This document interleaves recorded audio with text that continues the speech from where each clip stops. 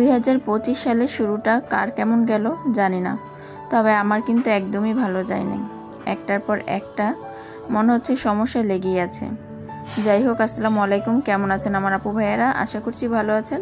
নতুন একটা ভিডিও নিয়ে চলে আসলাম আপনাদের মাঝে। ভিডিওটা কিন্তু বেশ কয়েকদিন আগে, মানে বাড়ি থেকে আসার পরপরই ডাক্তারের কাছে যাচ্ছিলাম মেয়েকে নিয়ে। তো বাংলাদেশ মেডিকেলটা বাসা থেকে একদমই কাছে, মানে উত্তরা আধুনিক যে মেডিকেল কলেজটা সেটা। তো এই তো চলে আসলাম, হেঁটেই আসা যায়, কিন্তু ভাল লাগতেছিল না, তো তার জন্য রিক্সা নিয়ে আসলাম। হেঁটে আসলে মাত্র 10 মিনিটের পথ। তো যাই হোক, আজকে প্রবলেমটা ছিল মেয়েরই। আর আমার মেয়ে এই বেলুনগুলো দেখে খুব বেশি পছন্দ করছিল, কিন্তু দাম শুনে বললাম আম্মু কিনবো না। এক একটা বেলুন 150 টাকা করে চাচ্ছিল। তা আসার পর প্রথমেই এখানে কাউন্টারে টিকিট কেটে নিলাম, তারপর দোতলায় যেতে হবে। আর উপরে এসে দেখি তো এখানে প্রচণ্ড পরিমাণে ভিড়। আর এই যে হলুদ বোরখা পরা মেয়েটাকে দেখে অথই বলতেছিল, আম্মু দেখো অয়নাপুর মতো লাগতেছে। তা আমিও দেখলাম যে হ্যাঁ, একেবারে আমার ভাগ্নিটার মতোই দেখা যাচ্ছে।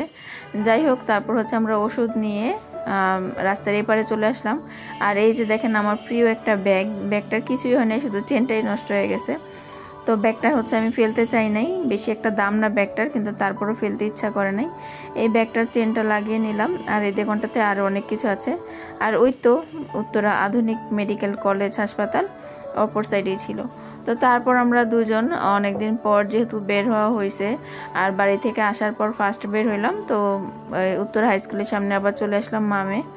এখানে এসে ঝালমুড়ি নিলাম। তারপর আমি ওকে বললাম যে চল একটু নার্সারিতে যাই, দেখি গাছ পাই নাকি সুন্দর। তো এখানে এসে আমি বেগুনের চারা নিব। এর আগে 2টা বেগুনের চারা নিয়েছিলাম, ভালো হয়েছিল। তো তার জন্য আমি এখানে আবারও চলে আসলাম। আর এত এত ফুল দেখে তো মাথায় নষ্ট আমার মেয়ের আর আমার। তো যাই হোক, এই বছরটা একটার পর একটা সমস্যা লেগেই আছে। প্রথম তো বাড়ি থেকে এসেই মেয়েকে দেখালাম, তারপর এই যে এখন 15 দিনের মাথায় আমি একবার চোখের সমস্যা, একবার স্কিনের সমস্যা, মানে একটার পর একটা লেগেই আছে। তো বাসায় আসার সময় এই যে নূর মোহাম্মদের জন্য তো কিছু না কিছু নিয়ে আসতে হবে। আর এই যে নাগেট আর চিকেন বল নিয়ে আসছিলাম। আর কি বলবো নূর মোহাম্মদের কথা, আমারই তো অনেক বেশি ভালো লাগে এই খাবারগুলো।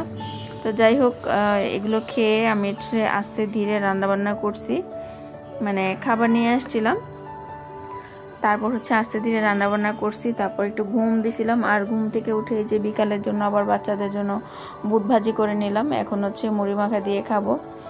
তো জানি না, শেষ ভালো তার সব ভালো তার। প্রথম দিকে খারাপ হলো, আশা করছি আল্লাহর রহমতে যেন 2025 সালে শেষের দিকে ভালো কিছুই হয়।